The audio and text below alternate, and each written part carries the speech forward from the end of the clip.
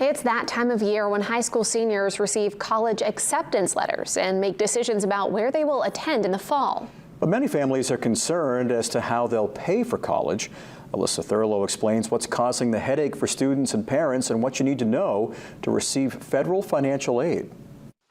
There's a lot of, angst and worry about whether they're going to be able to attend college or not. Frustration has set in for many high school seniors and their parents due to the federal government's delay in processing the free application for federal student aid known as the FAFSA. The delay was announced in January, and it left many families asking, when will I know how much financial aid I am going to receive? Normally what happens is when a FAFSA is submitted, it's processed within, 3 days. Right now, no FAFSAs have been processed. I've been meeting with families at a local high school, and, the day one of the students said to me, I don't even know if I can go to college until I get this information. Connie Smith is the executive director of student financial services at the University of Maine. She says her office has never seen a delay like this. She says they recognize the headache this has caused for many families, and they're doing their best to help mitigate the problem.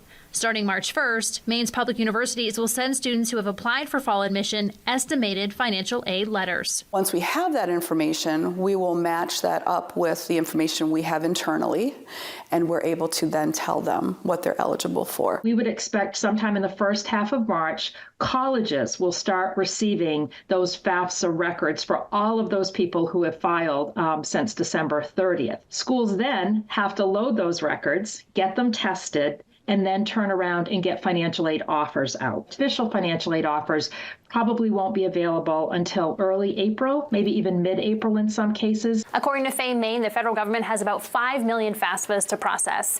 Bottom line, they say be patient, and if you have not already filled out the form, now is the time to do so. If you have struggles completing it that first time, go back and try to do it again. A lot of those glitches that were there in the early days are gone, and people are being very successful at filing. And if they need help, though, we're here to assist with that. Alyssa Thurlow, WABI TV5 News.